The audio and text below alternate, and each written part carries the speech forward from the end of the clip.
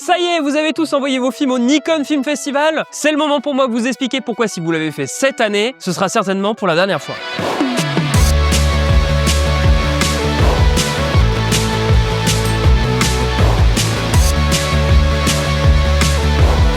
Salut aux rares personnes, bienvenue dans cette nouvelle vidéo. N'hésite surtout pas à regarder ces vidéos jusqu'au bout avant de publier ton commentaire. Titre putaclic, tu risques d'être surpris à la fin de la vidéo. Et j'en profite pour quémander le like, abonnement, commentaire sans insulte. Ça m'aide énormément en tant que minuscule chaîne YouTube parlant de sujets autour du... C'est bien, c'est le nom de la chaîne. Allez, je t'embête pas plus longtemps, retournons à la vidéo maintenant. Commençons par la base, c'est quoi le Nikon Film Festival? Encore plus global que ça, c'est quoi Nikon? Nikon, c'est une marque japonaise fondée en 1917 de la fusion de 3 entreprises déjà existantes par le gouvernement japonais qui, craintif de la supériorité allemande pendant la Première Guerre mondiale, souhaite à travers cette nouvelle entité fabriquer du verre optique à destination de télémètres et jumelles militaires. C'est en 1930 que Nikon se lance dans l'industrie photographique, mais cela prend de l'ampleur à partir de 1945. Et c'est en 1948 qu'ils sortent réellement leur premier appareil photo, 35 mm, et l'objectif est interchangeable. Incroyable. Au cours des années, la marque change de nom pour Nikon, car oui, je vous ai menti, au début c'est l'équivalent en français de Optique Japonaise SA, mais ça m'emmerdait de répéter ça en boucle. Elle noue un partenariat avec la NASA pour utiliser leur technologie dans la Station Spatiale Internationale, et en 2003, elle aborde enfin le logo carré jaune qu'on connaît tous de Nikon. En 2006, dans le cadre, et attention, accrochez-vous bien parce que ça va être aussi long que ça, du concours international de dessin d'enfants du programme des Nations Unies pour l'environnement. Putain de merde. Plus long tu crèves, il y avait la possibilité parmi les lots de remporter un appareil photo Nikon, sauf que l'enfant de 13 ans qui remporte le concours est cubain. Et à cette époque-là, l'embargo des États-Unis contre Cuba était encore très strict. Quel rapport avec Nikon? Il y avait des composants américains dans l'appareil photo de Nikon, et Nikon voulait avoir aucun problème avec les États-Unis à ce moment-là, et Nikon qui refuse de donner un de leurs lots pour des raisons politiques fait partie tout de même de leur histoire. Histoire qui va marquer la branche Nikon France qui, en 2009, prépare un festival de films indépendants pour l'arrivée d'un futur modèle d'appareil photo de la même marque, et sa sortie est annoncée pour 2011, et le festival aura pour année d'inauguration, vous l'avez deviné, 2011. 2011, l'année du renouvellement de l'espoir, c'est l'année de la prise d'otage à Seyl, de l'attentat de l'aéroport Domodievodo en Russie avec 35 morts et plus de 130 blessés, le séisme au Japon qui va entraîner la centrale nucléaire de Fukushima, attentat à Marrakech, incendie criminel chez Charlie Hebdo, Kim Jong-un succède à son père décédé et l'arrivée du Nikon Film Festival. Cherche l'erreur. Oh, c'est débile mais ça me fait rire. Le concept du festival est très simple. Fin juillet, c'est l'annonce du thème imposé avec, pour contrainte de faire un film de 2 minutes 20, générique inclus. Mi-septembre, c'est l'ouverture aux inscriptions. Mi-janvier, c'est la clôture des participations. Et fin janvier, c'est la diffusion des films sur leur plateforme en ligne. Et le plus important, c'est l'ouverture des votes pour décerner le prix du public. Et mon premier problème vient déjà de ce prix. Comme dit juste avant, tu as la possibilité de voir les films sur leur plateforme, qui en réalité est une passerelle entre toi et finalement un lien YouTube, mais tu as la possibilité de voir tous les films présélectionnés, d'en faire ton avis et de pouvoir voter celui que tu préfères. Alors, juste pour voir le nombre de films présélectionnés en 2026, 2514? Ok, faisons juste le calcul. Imaginons qu'ils font tous 2 minutes 20. Ils font pas tous 2 minutes 20, il y en a qui durent un petit peu moins longtemps, mais prenons l'exemple qu'ils font tous 2 minutes 20.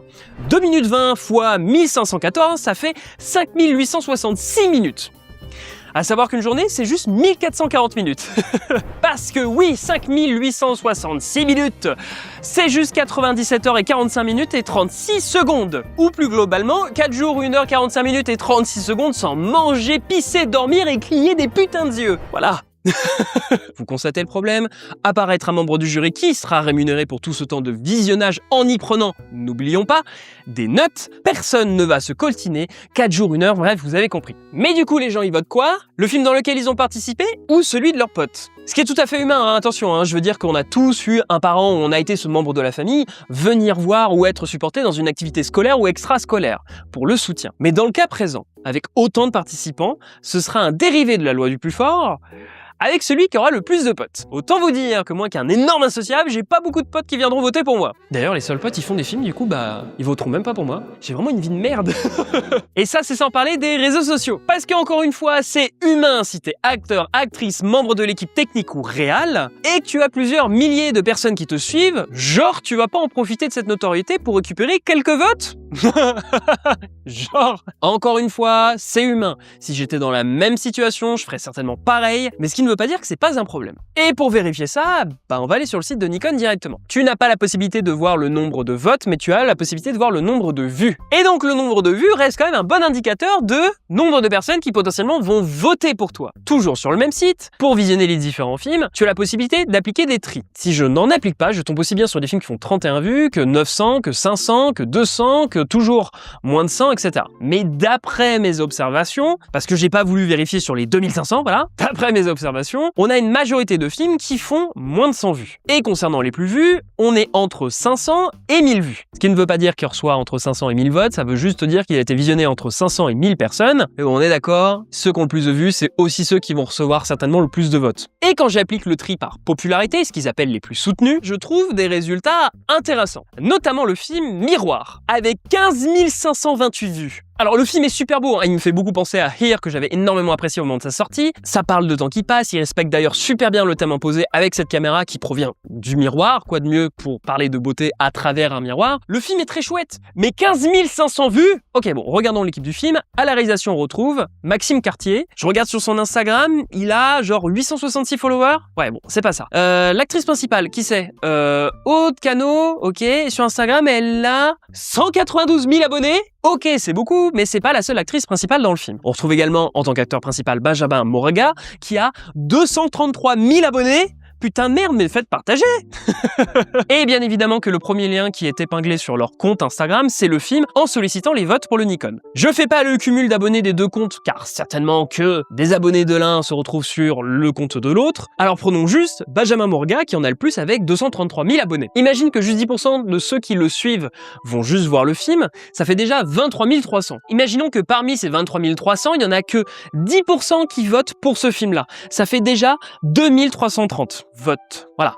On a un problème d'égalité et très fort. Alors, restons honnêtes, les gens ne sont pas des moutons non plus. Si le film était merdique, je doute fort que les gens voteraient tout de même autant pour le film. Il y en aurait, mais je doute que ce soit une majorité. Résumons, le prix du public donne la possibilité à nous de choisir le film qu'on préfère, alors que pour tout visionner, il nous faudrait 4 jours max sans arrêt, et pas d'inégalité de communauté. Le prix ne vaut pas grand-chose. Pas rien, mais à celui qui aura ramené la plus grosse communauté. Pour commencer à résoudre ça, il faudrait imposer un minimum de films visionnés avant de pouvoir voter et mettre en place des votes du film en fonction de combien de votes il a reçu en rapport avec le nombre de visionnages pour avoir un pourcentage de satisfaction, et même ça représenterait encore des inégalités. Mais bon, s'il y avait que ça comme problème au festival. Je sais pas si vous en avez entendu parler, mais le festival a une année récompensé un film généré par IA, et alors ça a créé un torrent de merde, faut absolument qu'on en parle. Pour l'édition 2023, avec pour thème le chiffre 13, Anna Apter,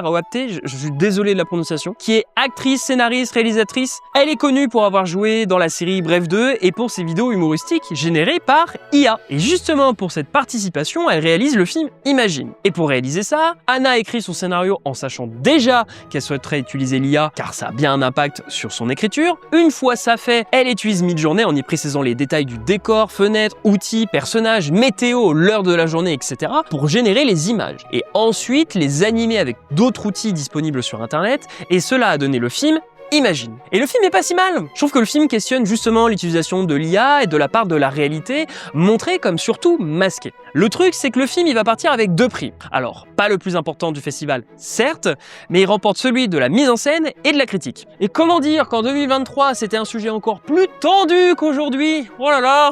Certains spectateurs jugeront les prix déloyaux avec pour argument que c'est anti-cinématographique de ne pas avoir choisi l'option de filmer réellement les scènes en question. Et on revient toujours au sujet d'équité, en comparaison des équipes qui filment le réel, forcément, le visuel de la crédibilité esthétique peut être plus difficile de représenter. Par exemple, tu veux faire une ville ultra futuriste avec des voitures volantes avec 4 € en poche. Bon, effectivement, la personne qui emprunte le PC de la bibliothèque pour générer ce genre d'image avec 0 € en poche, ça pose des questions d'équité. Et là, c'est un sujet qui peut mener à 4 heures de débat pour finalement tourner en rond sur la réponse, mais ça ne veut pas dire qu'on peut pas faire quelque chose de bien avec ça. En tout cas, je vous recommande le film Imagine, ça vaut le détour, c'est vraiment sympathique. Mais bon, ça, c'est quand votre film est au moins sélectionné, parce que le festival a un droit de pas laisser votre film concourir. Alors c'est pas nouveau et c'est pas propre à ce festival-là, surtout s'il y a des contraintes et des conditions pour y participer, ça c'est normal. Mais est-ce que votre film a déjà été refusé car trop politisé ? Hier soir, on reçoit un mail du Nikon Festival disant, je cite, notre département légal ne souhaite pas s'engager vis-à-vis du caractère politique de votre création. Le collectif Eclipsis Creative a réalisé le court-métrage Cilia, qui aborde le thème de la beauté à travers le regard d'enfants palestiniens et l'insouciance qu'ils peuvent avoir malgré le conflit en cours. Et j'ai vu le film. Et ouais, il n'y a pas de raison technique non respectueuse des règles pouvant empêcher le film de concourir. Alors pourquoi le film est interdit? Derrière les personnes qui organisent le festival, il y a une marque, la marque Nikon. Celle qui est citée à chaque publication post-mention du festival. Honnêtement, le festival, c'est une gigantesque pub déguisée, car chaque participant site internet mentionnera votre marque sur chaque film, dans chaque post, Instagram, article, affiche, etc. Et tout ça sans rémunérer les participants. Après, pour être l'avocat du diable, l'événement doit coûter un bras à organiser tout ça, mais la volonté derrière est claire. Et puis, le festival, il marche comme de nombreux festivals. Si ton événement est reconnu, d'autres marques souhaitent être attachées à ton événement pour la visibilité. En échange de ça, tu donnes de l'argent au festival pour laisser ton nom apparaître et avoir quelques passe-droits en fonction du montant. Et le festival, lui de son côté, cherche suffisamment de sponsors pour que, à la fin du festival, il a retrouvé tout l'argent qu'il a dépensé pour l'organiser et peut-être même se faire un bénéfice à la fin. Je dis pas que le Nikon Film Festival est obligatoirement rentable. Je dis juste que c'est son objectif comme tous les festivals du monde. Et en ce moment, je vois tous les posts Instagram payés par les petits créateurs pour qu'ils puissent avoir quelques votes en plus. Tout ça pour, soyons honnêtes, ne pas gagner face à des mastodontes d'influenceurs aux plusieurs milliers d'abonnés et Nikon qui n'a même pas besoin de dépenser un seul centime dans ta publication. Ouais, dit comme ça, c'est super défaitiste. Bref, tout ça pour dire que le décisionnaire principal, c'est une marque qui doit défendre ses intérêts économiques et qui ne fait pas ça pour l'amour de l'art. Si le festival est déficitaire et qui n'attire même pas de nouveaux clients pour la vente de leur boîtier, je vous assure que le festival ne tiendra pas longtemps. L'art est politique et une entreprise aussi. Mais là où l'art peut se permettre d'avoir une politique dérangeante au point de se mettre à dos ses propres spectateurs, la politique d'une entreprise est toujours bonne si elle fait rentrer de l'argent. Si Burger King est aussi agressif envers McDo, c'est pas par conviction politique, mais c'est parce que cette démarche lui ramène des clients. D'ailleurs, elle arrive quand ma commande ? Et Nikon a jugé meilleur pour son image de ne pas faire concourir le film, Cilia, afin de ne brusquer personne sur ce sujet trop tendu, qui pourrait justement amener à des gens à ne pas s'orienter vers cette marque. Mais du coup, même quand tu respectes les consignes et contraintes du festival, tu n'es pas aussi encouragé, émergent de nouveaux talents comme annoncé dans la page 1 de leur communiqué de presse. Être refusé au prochain Nikon Film Festival, check. Et c'est dégueulasse. Et les premiers à s'en être indignés, c'est le collectif lui-même qui s'est empressé d'aller en parler sur les réseaux, et la vidéo, elle a pris. Elle a bien pris même. La vidéo, elle a fait dans les 130 000 vues, donc plus de vues que de minutes de visionnage nécessaires à voir tous les films du Nikon. Autant vous dire que le but d'esquiver une polémique était raté. Mais restons honnêtes. Le collectif a annoncé que le film était finalement accepté de concourir au festival. Même si le film est arrivé le 9 février, soit 10 jours après tous les autres films, il est quand même en compétition. Et le cas de Cilia est révélateur d'un mur politique de la part de la présence de l'entreprise Nikon. Mais bon, je suis humain, comme tout le monde. Et peut-être que même malgré tout ce que j'ai cité auparavant, j'ai finalement peut-être envie de tenter ma chance. Voilà, avec le bon film au bon moment, qu'est-ce que je gagnerais si j'y arrive ? Eh bah... Même sur le site du CNC, il est indiqué que le festival est un tremplin. Alors ouais, regardons ça. Mais regardons à partir de 2022 et les années antérieures, car 2023 et après, aux yeux de l'industrie, c'est peut-être un peu trop pour y percevoir un changement de production des gagnants. Forte chance qu'un gagnant de 2024, même s'il n'avait pas gagné, aurait certainement fait la production que j'aurais pu vérifier sur internet. Donc, dans ce cas-là, prenons que les exemples de 2022 et avant. En 2022, le gagnant du Grand Prix, c'est Christophe Idéal. Il a réalisé 3 clips et une pub pour Jean-Paul Gaultier d'après son Instagram en 3 ans. 2021, le gagnant du Grand Prix, c'est Florent Delormeau, qui a annoncé sur son Instagram l'écriture d'un long métrage, mais le film n'est toujours pas là, et d'après les informations que j'ai trouvées sur internet, le projet ne serait carrément plus d'actualité. En 2020, le gagnant, c'est cette fois-ci Lily Papamiltiade et Marion Grépin. Lily a réalisé un court-métrage en 2022, et Marion n'a plus réalisé de court-métrage depuis. Et ainsi de suite jusqu'aux années 2011. Petite précision, je parle uniquement de réalisation. Beaucoup d'entre eux ont trouvé du travail dans des postes techniques comme assistant caméra, électricien, etc. Mais pas de réalisation. Ceux qui ont trouvé le plus d'opportunités dans la réalisation, ce sont les gagnants du prix du public. Mais parce que même sans ce prix-là, ils ont déjà une communauté qui aide à la crédibilité des projets qu'ils peuvent mener. Forte chance que même s'ils n'avaient pas ce prix-là, ils auraient fait les projets en question. En réalité, c'est pas aussi merveilleux comme c'est vendu. C'est d'ailleurs plus intéressant qu'un gagnant soit un petit créateur qui a peu les moyens financiers de s'offrir du matos comme la caméra que tu peux remporter parmi les lots. Bref, le Nikon Film Festival, je n'ai jamais eu envie d'y participer et au moment où je tourne cette vidéo, c'est toujours le cas. Mais j'ai pas envie que le festival disparaisse. Non, parce que même avec tout ce que j'ai cité avant, le festival a une qualité. Un élément que j'esquive depuis le début de cette vidéo, parce que c'est la chose la plus importante de ces festivals et sa plus grande qualité, c'est un moteur, c'est un générateur de films. Il permet à des participants qui se connaissent ou non de se réunir autour d'un projet dans un but commun, celui de créer. Ça a permis à des gens de se rencontrer et cela a changé leur vie créative à tout jamais. Des gens qui n'ont jamais eu l'opportunité de penser qu'ils pourraient faire des tournages jusqu'ici se sont retrouvés sur le projet d'un copain ou d'une copine qui ont fait un film avec une petite caméra ou un téléphone avec 3 bouts de ficelle pour les FX. Et cela a été le début pour certains de découvrir le principe de tournage et qui n'a jamais eu l'obligation d'obtenir de financement pour faire un film. Alors oui, il y aura des contraintes financières, techniques, humaines, créatives qui t'empêcheront de faire un film à 4 millions d'euros. Mais comme disait l'autre, si tu veux faire des films, t'as juste besoin d'un truc qui filme.